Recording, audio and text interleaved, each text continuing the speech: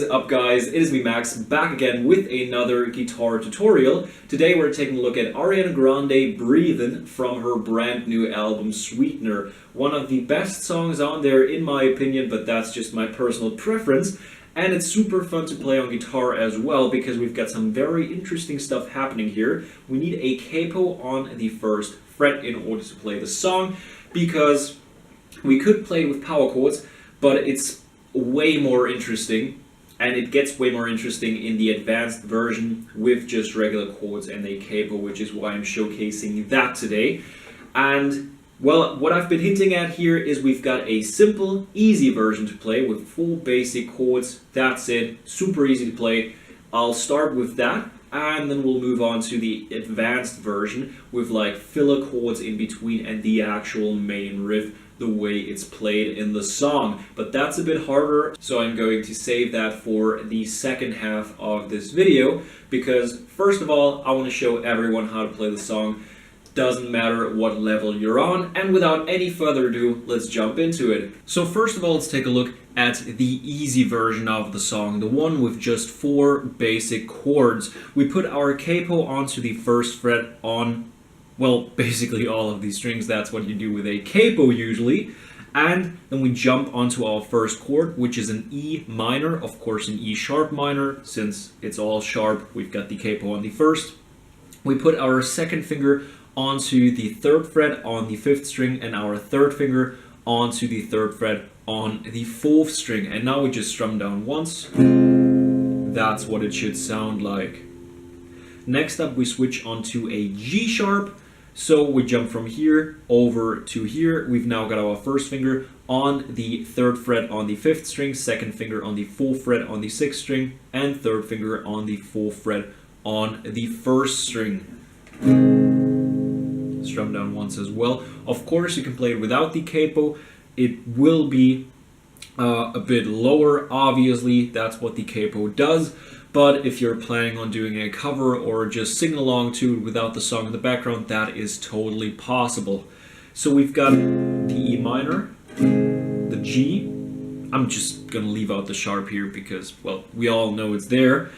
And then we go back to a C, well, of course, C sharp, first finger on the 2nd fret on the 2nd string, 2nd finger on the 3rd fret on the 4th string, and 3rd finger on the 4th fret on the 5th string. This time around, we need to mute the 6th string. We can either do that with our 3rd finger up here by slightly touching the 6th string, or we can do what I prefer, which is use my thumb here, bring it up here, touch the 6th string, and thereby it is muted. So E minor, G, C, and our last chord is a D sharp. So we put our first finger onto the 3rd on the 3rd string, 2nd finger onto the 3rd fret on the 1st string, 3rd finger onto the 4th fret on the 2nd string, and once again we need our thumb. This time around we have to mute both the 6th and the 5th string, so we bring it up here, wrap it around our neck up there, and mute the 6th and 5th string, like that. E minor, G, C, D.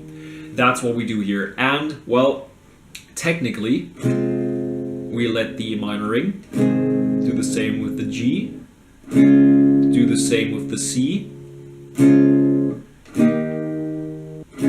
then we use half that time on the C and half that time on the D. So in total we go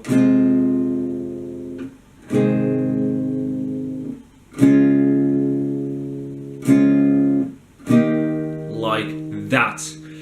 And during the entire thing, we can basically just strum down and up. That's what I do. No special rhythms needed here. We can just go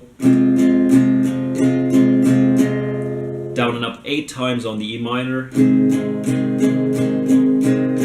down and up 8 times on the G, down and up 8 times on the C, and now 4 times on the C, and 4 times on the D.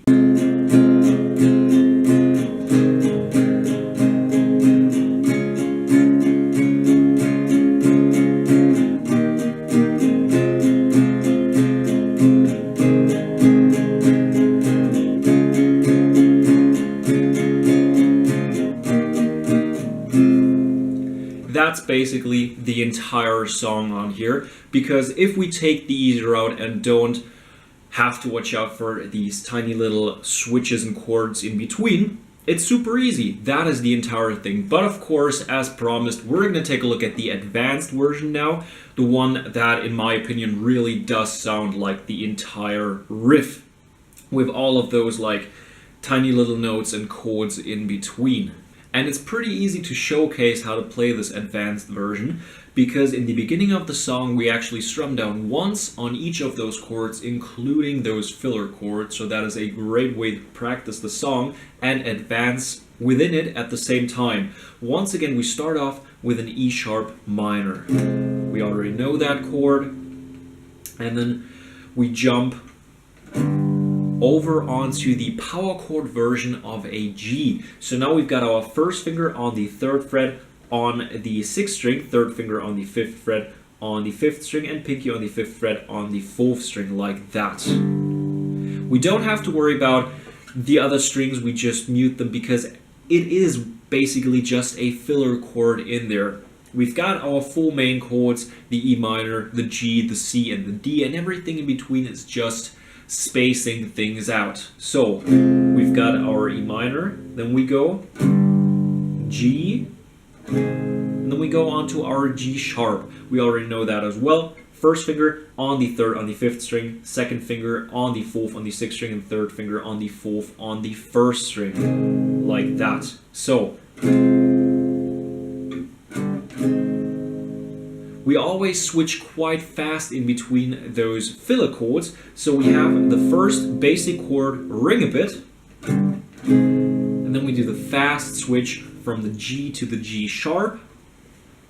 And now what we do is, well, next up is the C.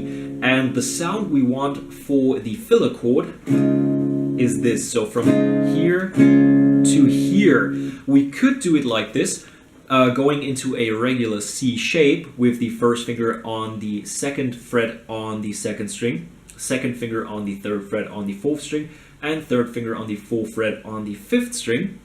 And now we just add our pinky to the 4th fret on the 2nd string and lift it off. We put it on, lift it back off. That is our filler chord. But because of us being in this G shape or G sharp shape, I think it's way easier and smoother to just switch over to here. So we go from our G shape, one string like towards the middle with each finger. So now we've got our first finger on the 3rd fret on the 4th string, our 2nd finger on the 4th fret on the 5th string, and our 3rd finger on the 4th fret on the 2nd string, like that. And we have to mute the 6th string here, and that's what the chord should sound like. So we go from here to here, just one string towards the middle with each finger. And then we jump onto our C. So far we've got the E minor, followed by the G and the G sharp, followed by, I think it's a C9 sharp, correct me if I'm wrong, and onto a C. And what we do here as the next filler thing is we just lift our first finger off, like that. 2nd and 3rd finger stay exactly where they are.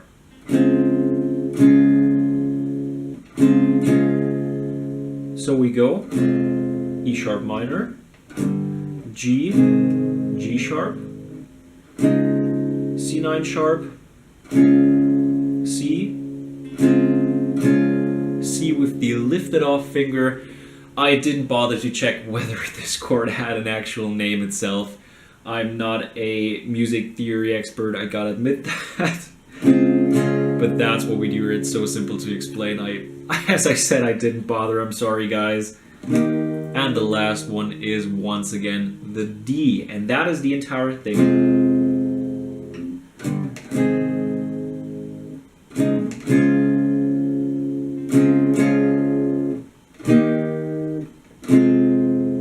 Rhythm-wise, it's not too hard either, because once again, we just go down and up. The only thing that changes here in comparison to the easier version is our timing when we have to switch. So now we go down and up 7 times instead of 8 on the E minor.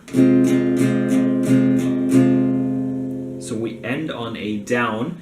Now we go up once on the G, and then we go down and up 7 times on the G. We end on a down once again. Go up once on the C sharp 9.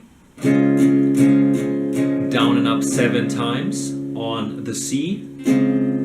Up once on the C without the first finger. And then we go 1, 2, 3, 4. 1, 2, 3, 4. So slowly played, we go.